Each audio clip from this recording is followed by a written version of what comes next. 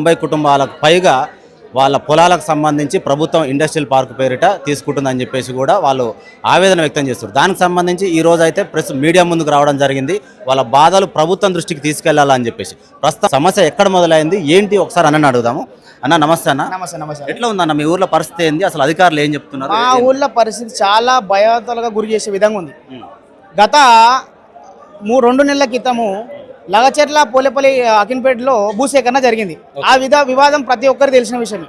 ఆ నియోజకవర్గాన్ని వదిలిపెట్టి ఈ రోజు మా పరిగి నియోజకవర్గంలో ఉన్నటువంటి మాలుమూల గ్రామం దానికి కాకపోతే వాళ్ళకు బెనిఫిట్ అయ్యే విధంగా ఏంటంటే వాళ్ళ పొలాలు ఆనుకొని మా పొలాలు ఉన్నాయి. మా నియోజకవర్గంలో పొలాలు ఆనుకొని ఉన్నాయి. మావి ఆనుకోవడం వల్ల మా రామ్మోహన్ రెడ్డి దానికి సహకరిస్తున్నందుకు ఆయన సహకరించి ఆయన దగ్గరికి మేము వెళ్ళడం జరిగింది. సార్ మన భూములు పోతున్నాయి, మేము ఇంత కష్టపడ్డాము, మీ దానికోసం ఇంత చేసినాము, మా భూములు పోతున్నాయి సార్, దాని గురించి ఏమన్నా ఒక మాట్లాడండి, ఒక అధికారిని పంపండి, మినిమం అవగాహన కూడా తెలపండి ఊళ్ళో అంటే ఇప్పటి వరకు ఒక అధికారి కూడా వచ్చే విధంగా లేడు. అంటే ఇప్పుడు మీరు ఎమ్మెల్యే గారి దగ్గరికి వెళ్ళినప్పుడు ఒక్కసారి మీ వాయిస్ మాకు వినిపించండి, మా తరపున రైతుల తరపున మీరు ఒక్కసారి మాట్లాడాలని అన్నప్పుడు ఆ క్షణం ఏమన్నాడు మీతోటి మీ ఎమ్మెల్యే?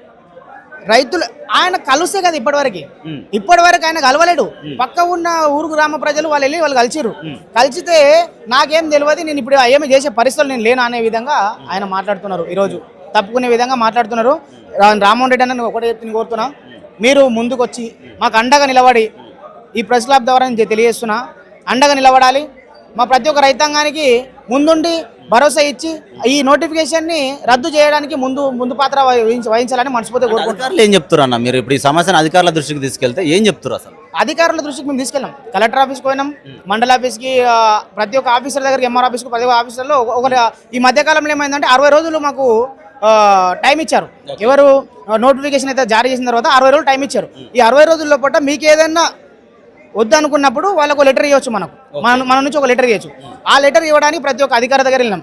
వాళ్ళు ఏమంటారు, అసలు ఏంటి అక్కడ పెట్టిపోండి, అక్కడ స్టాంప్ వేస్తామంటారు, ఇస్తారు, తీసుకుంటారు, ఏదో చెట్టు కుప్పలు వాడేసినట్టు అవి వేసుకుంటారు, అక్కడ వాడేస్తారు, పోతారు. అదే జరుగుతుంది. కానీ ఏ ఒక్క అధికారి కానీ, కలెక్టర్ కానీ, ఒక ఎంఆర్ఓ కానీ, ఏ ఒక్క అధికారి కూడా వచ్చి మా దగ్గరకు వచ్చి అడిగిన దాఖలాలు లేవు.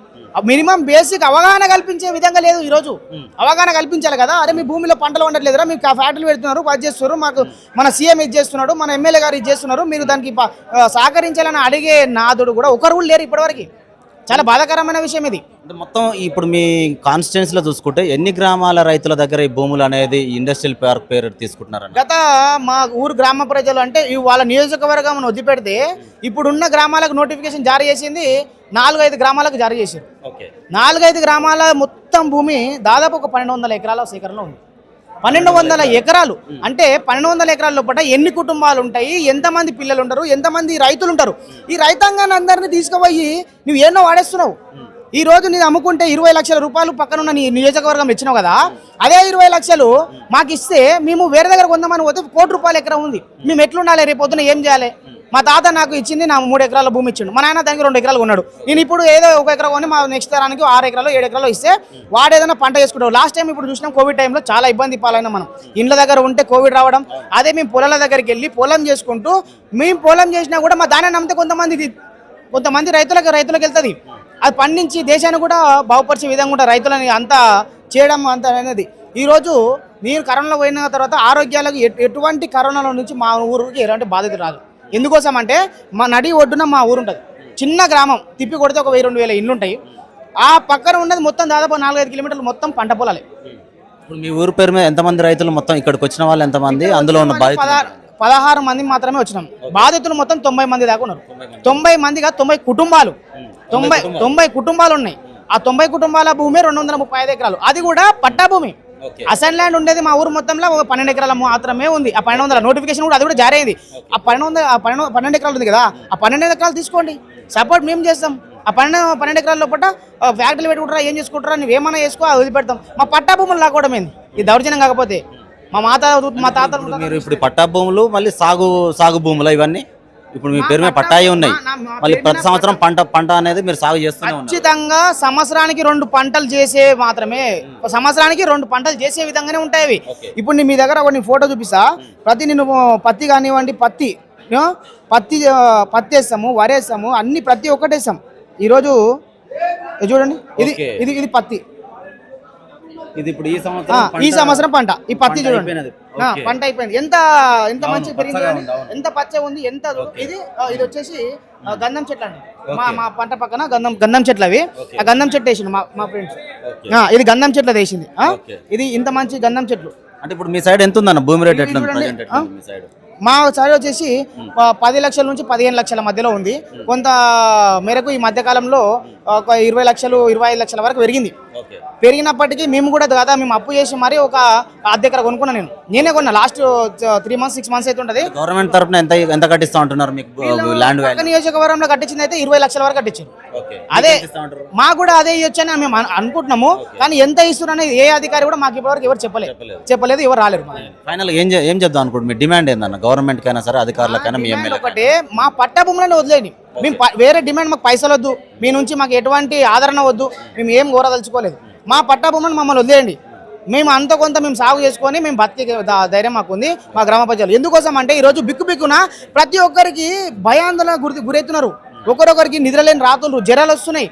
అసలు మా ఊర్లో ఇప్పటివరకు అంత అనారోగ్యం పాలైనట్టు దాఖలాలు లేవు. గత నేను ఇంత 28 సంవత్సరాలుగా నేను ఇంత పెద్ద అయినా కదా, ఇప్పుడు నేను చూడలేదు ఏ రోజు కూడా. కానీ ఇప్పుడు చక్కెర వచ్చి చేనులగానే పడిపోవడం. నిన్ననే ఒక అన్న చేను దగ్గరకు పోయిండు, చేను చూసుకుంటూ ఏమైందో తినలేడంట. మధ్యాహ్నం వాళ్ళ భార్య ఎత్తుంది నాకు, అన్న తినలేడు, నేను మధ్యాహ్నం తినలేడు, నేను చెప్తానే ఉన్నా రేపు భూమి పోతున్నది అని టెన్షన్ పడుతున్నాడు. ఆయనతో చుట్టుకొని అడ్డం పడ్డాడు అన్నాడు. అడ్డం ఒక టెన్షన్ పడుతున్నారు ప్రతిరోజు ఏం జరుగుతుందో అని. జరుగుతుంది అంటే ఆయనతో టెన్షన్ పడి కింద పడ్డాడు.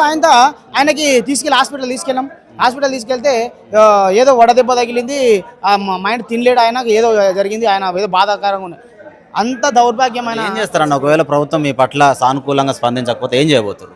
100% ఆ రోజు తెలంగాణ కోసం పోరాడినటువంటి యుద్ధం కానివ్వండి, స్వాతంత్రం వచ్చినటువంటి యుద్ధం కానివ్వండి, అదే యుద్ధం, అదే ప్రతిపాదన ఈరోజు మా గ్రామం నుంచే మొదలవుతుంది. విప్లవం మా నుంచే పుట్టుకొస్తుంది, ఏ నుంచే పుట్టుకరాదు, రైతుల నుంచే పుట్టుకొస్తుంది. విప్లవం పుట్టాలంటే రైతు నుంచే పుట్టుక రావాలి. ఈ రోజు మీరు వినలేరు అనుకో, మా డిమాండ్లు మీ నుంచి మీకు ఎటువంటి డిమాండ్ మేము అడగట్లేదు. మా భూమి మా మొదటి 236 నీవు తీసుకున్నటువంటి నోటిఫికేషన్ లోపల నీవు తీసుకున్నటువంటి దాంట్లో 3000 ఎకరాల్లో ఉంది. 3000 ఎకరాలు అంత పెద్ద దాంట్లో ఎటువంటి కంపెనీలు పెడతావో, ఏం చేస్తావో, నీ నియోజకవర్గంలో డెవలప్మెంట్ చేసి మా నియోజకవర్గం రండి రేవంత్ అన్న, నేను కోరుతున్నా. మేము ఒకటే డిమాండ్ చేస్తాం, మాకు ఎటువంటి డిమాండ్లు అవసరం లేదు, మీకు ఎటువంటి భూములు కూడా ఇచ్చేది లేదు. మేము దేనికైనా సిద్ధం, చావడానికైనా సిద్ధమే ఉన్నాము. మేము మాకు కావాలంటే మాకు అండగా ఎటువంటి చర్యలు తీసుకోవాలనుకున్నా కోర్టు ద్వారా మేము తీర్చుకుంటాం. ఎందుకంటే మేము దాని దృష్టికి తీసుకెళ్తాం. మేము ఎవరికి అన్యాయం చేసినట్టు మీ ప్రభుత్వానికి వ్యతిరేకంగా మేము లేము. మేము మా కోసం పోరాడుతున్నాం, మా రైతుల కోసం పోరాడుతున్నాం.